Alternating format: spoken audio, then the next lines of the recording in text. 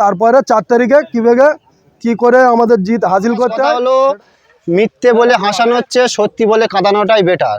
এটাই আমাদের ভাইজান এবং আমাদের আইএসএফ পার্টির শেখা। চুপচাপ খামে ছাপ, কোনো দিকে তাকানোর দরকার নেই। কে কি বলছে, কে কি বলবে বা কে কেড় দিবে, ওসব দিকে ফলো করার দরকার নেই।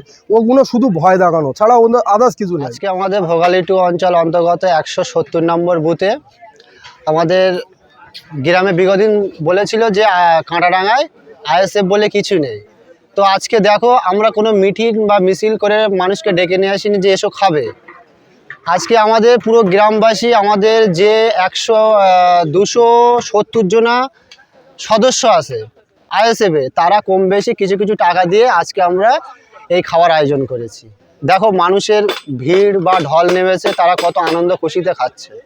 এইটাই হলো আইএসএফ, মানুষকে ভালোবাসা শেখায় এবং মানুষের পাশে দাঁড়িয়ে ভালোবাসা দেয়। মিডিয়ার সামনে বসে বসে বড় বড় বক্তব্য দিলে হয় না। আজকে তো মিডিয়া দেখেন, আপনি তো একটা মিডিয়ার লোক, দেখেন পিছনে যে আইএসএফের লোক আছে কি না আছে।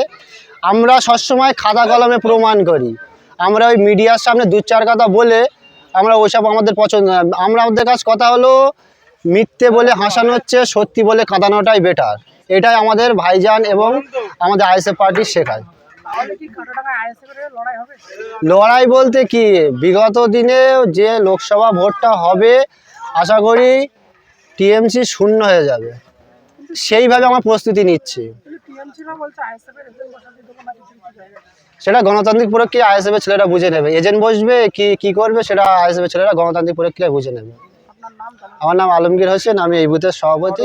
পঞ্চায়েত ভোট কি হারে কিভাবে করেছিল বা কি হালাতে দিন কেটেছে, সেটা খালি ভাঙড়বাজি না, গোটা পশ্চিমবাংলার মানুষ জানে যে ভাঙড়ে কীভাবে অন্যায় অত্যাচার আমাদের আইএসএফের কর্মীদের ওপরে স্টিম রোলার চালিয়েছে, সারা পশ্চিমবাংলার মানুষ দেখেছে।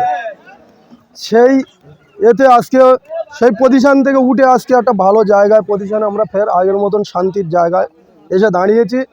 দাঁড়ানোর পরে এতদিন সব ঘর ছাড়া কেস কাপটা মিথ্যের কেসে সব জেল খেটে সব ফিরেছে, সব আবার আজকে এক জায়গায় হয়েছে। এক জায়গায় হওয়াতে খুশি, একটা পিকনিক, ভালোবাসা, যার যার পয়সা আইএসএফ। এখানে যারা আছে 200-300 কর্মী আছে, সব আইএসএফের সদস্য বা মন থেকে আইএসএফকে তারা ভালোবাসে।